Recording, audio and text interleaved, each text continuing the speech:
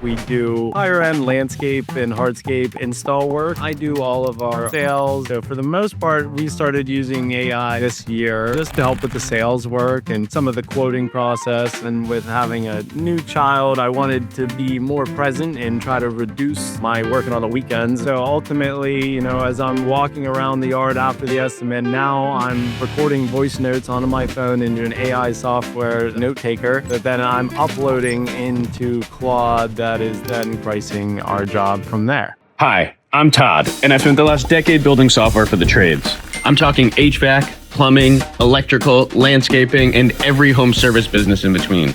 For my entire career, building software for the trades meant waiting for Silicon Valley to notice you. But that wait is over. Founders on the trades are building their own tools now, and they're doing it better than any outsider could. This show is where I spotlight them.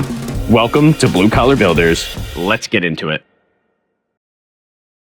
Thanks for joining. Excited to talk about Q&A landscaping. Let's start, if you don't mind, give some background on the business, how you got started, kind of how big the business is, just to set some context. And then I want to get into how you're using AI and why you're using AI for the business.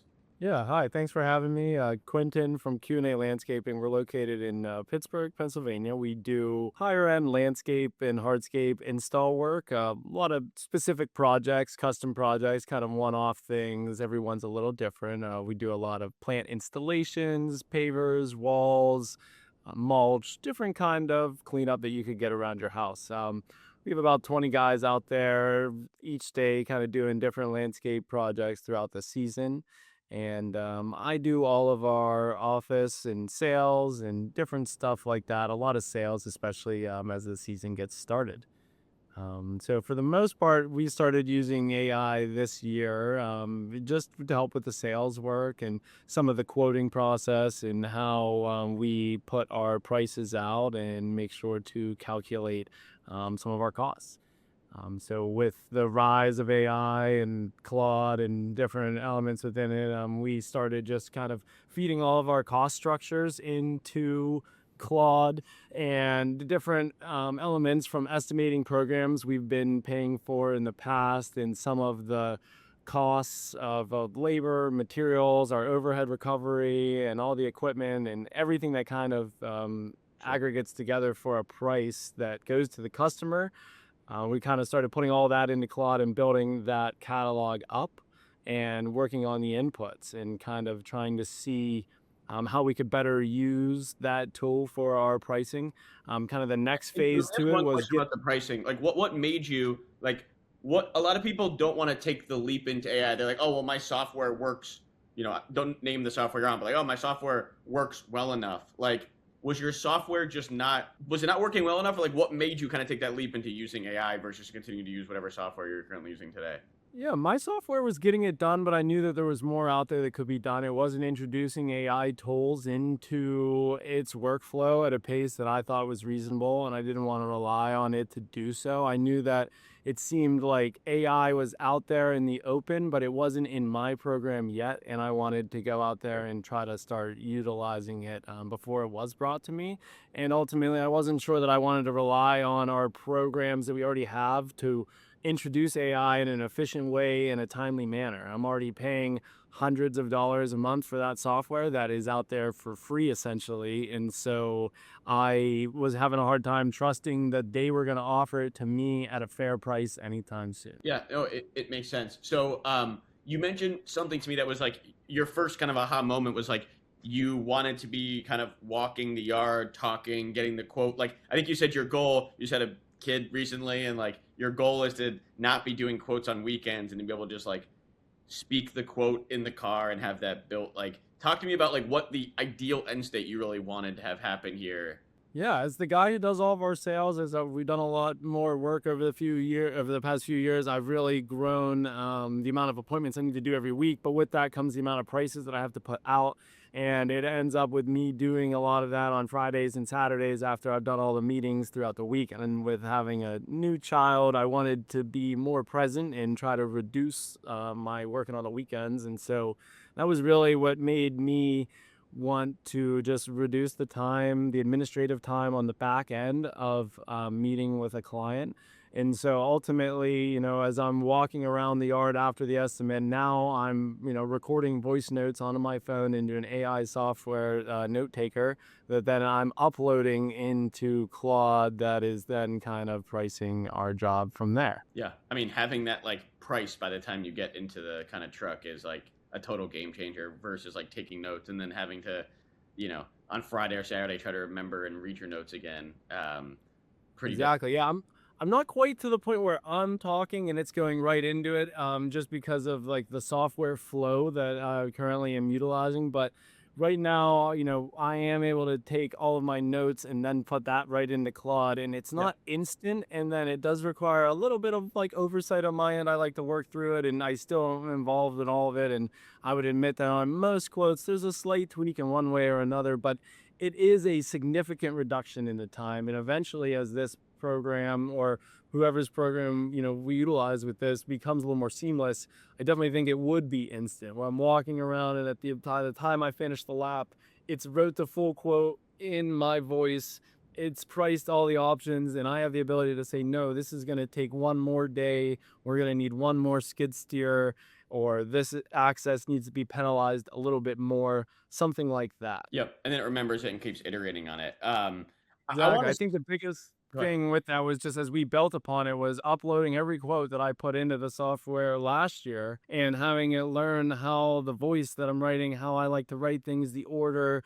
some of the sequencing of the quote, and just, now when I put these notes into Claude, it's putting out a note that looks just like my quote would have when I would have done this last year. How about like your competitors or friends in the industry? Like, are they embracing AI? Are they scared of AI? Like, what got you over the hump, but maybe not everyone? Like, what is kind of the landscape around, your friends in the space? Yeah, I think there's a lot of hesitation among some people to put time into this because it is an industry where people are typically overwhelmed and short on time. And I was just thinking that really it would help me have more time to better focus on some other things. So I wanted to make time for that.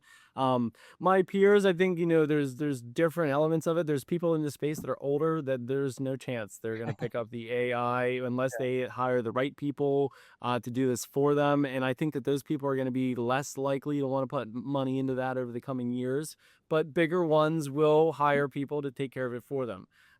Smaller guys, I think, that are able to adopt AI nimbly will be able to grow faster than smaller guys that are too busy working with their heads down to be able to see some of those things. I think, if you're an operator in the trades and you're growing your business from being out there in the field every day to getting to some of the next level, I think AI is going to be your biggest tool. And if you don't have time to start to make that happen, you're not going to have time to really do anything else with your business either. Yeah, I mean, I think we had this conversation, but like, I think right now, everyone, and this is part of our thesis building Dalton Mills, but right now, it's very, if you want to go build your own piece of software, like, it's very overwhelming, right? Like, if you don't know how to code, the fact that you have to worry about databases and cloud and API tokens and keys and all this stuff, overwhelming. I understand that. Now, there's like baby steps, which I think you're going to show us of like, you could just use Claude Chat and like that, or Claude projects, and that works. But when I talk to most people, it's just like, I just want one thing different. I want one workflow different, or um, one automation different, or one feature different. And the problem is, a giant software company that has 20,000 customers is not going to build you the one. I talked to a customer yesterday that was like, all I want on this invoice page is a red cancel button, because when I send the invoice, um, there's no like reject, there's no like cancel, there's just like ghosting me because there's no red button. And I don't understand. And I'm like, yes, from a customer standpoint, a red button seems very easy. From a company built before AI standpoint, like if they build that for you, they have to build that for everyone. The cool thing now for me being on the software side of AI is like everyone can actually have their own software. You don't need to build one software that fits all. So I think it's coming here where not every person in the trades has to build their own software. They can modify their own software. That's at least our bet. Yeah, that's where I would love to see it. If just like, you can buy something that's most of the way there, but then you can change the last little bit to make exactly what you want. What have tried to build on my own entry level end is, sort of more than what you would need to build, Sure. because a lot of this the framework could have been there and you could have uploaded, I guess, a lot of these inputs, and it would just help you better guide and refine your process and probably Yeah, why don't you I show think us? Let's see. hopefully that'll be Let's see where an it gets example to. of what you've been building. There we go. All right. So within Claude, ultimately, I tried to upload my voice notes. And this is a really simple one that I have highlighted here that, we're going to provide 4 yards of brown mulch and a couple plant replacements. And ultimately, I can pop that into Quad with my notes. And you It'll did this via voice in the yard? Like what? How did Yeah, via voice in the yard. And, this is a really light one. There's times where I'm in the yard talking for 7 minutes about every plant that's getting swapped out to which location.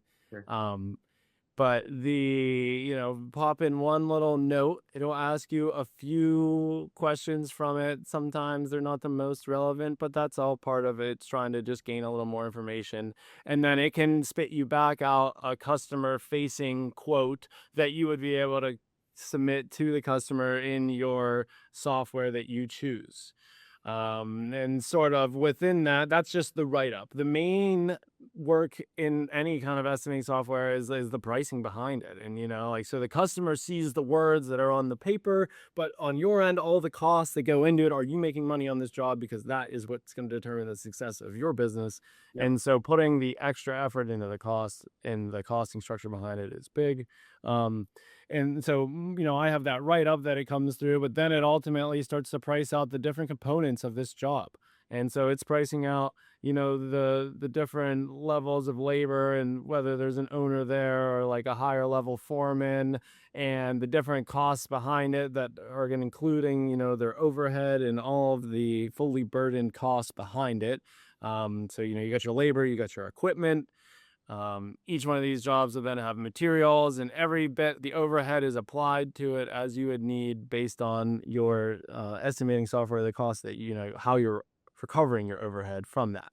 And I assume the hard part of this was just the upfront build out of the uploading of the documents. Like, how is that the hurdle that people have to get over? Is just like the setup and the memory, or like what was the hardest part in building this project? Because listen, it's what you need exactly for this scenario. But what was the hard part of setting this up?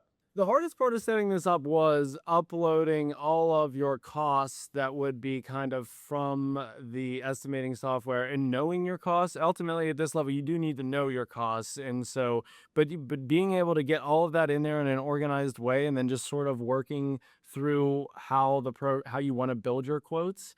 And like thinking about, and in my case, it's breaking it down into that labor, equipment, materials, with the appropriate overhead on that, and just knowing of where you're going to break that into, making sure to apply your cost to it, and then uploading all of that is as simple as exporting all of this information and uploading documents into Claude, really. It's as simple as put together a project, give it some memory, and start asking it questions. Yeah. And so here's maybe another one I could Sure. show you. So this one had a lot of different, this was a railroad tie. Like, we're going to replace a railroad wall here with a new Versalock wall, and there's going to be a lot of takeaway and then lawn repair at the end. And so ultimately on this one, it reads through some of what you got, and it'll spit out this customer facing copy that you can put on your quote in the same way that I would write all of my quotes to the customer. And so that is a big part of it. And then it comes down to the costing, and it'll work through some of your assumptions and how much lawn repair you're working on. And I tell it, we're going to go back and fix the grass after every lawn repair, that there's a touch up, and that every job where we're going to do lawn repair, we're going to have topsoil, we're going to have seed, we're going to have straw. It knows the cost of every one of those items. It knows that for every ton of topsoil, you need X amount of the appropriate seeding And when you say materials. it knows, did you tell it that, or does it just know because it's AI? I told it that. Everything I've told it is because I have told it, and any assumptions it's made, I work through on like, well, where did you get that assumption? And it tells me, well, I made this up. And I'm like, okay, we're not going to do that. We're going to figure this out the right way. Yeah. And it is ultimately like working through it, and just, at times Claude assumes things that should not be assumed. And, you do have to sort of walk that back or tell it, hey, please don't just guess. Let's figure out the exact calculation. Sometimes I'll have it calculate the stone on a drain or a retaining wall or something like that. and it gives you a number that you question, and whenever you question it, it says, well, I didn't actually run the materials, and then Yeah. you kind of work on working it like that. Yeah, listen, it's like just like an employee, right? They make some mistakes, they do some things right, some things wrong, but in the day, this is a extremely smart with the best memory um, employee that costs what, like $200 a month? Yeah, I mean, at the end of the day, I don't even need the $200 a month version of this, but I do have it so that we have it at peak times and we can use Claude code and different things like that we do. Well, this is super cool, man. It looks like it totally runs the business, and I can only imagine where it goes from here. Where can if someone's listening in Pittsburgh, where can they find you? Yeah, if you're listening in Pittsburgh and you wanted to check us out, you can see us on Instagram, QA Landscaping, or on Facebook. We got a good website too, lots of different pictures on there, and try to stay active on social media. Awesome, Quentin. Well, appreciate it. Excited to see where you guys build the AI software too. Yeah, thank you. Thanks for having me.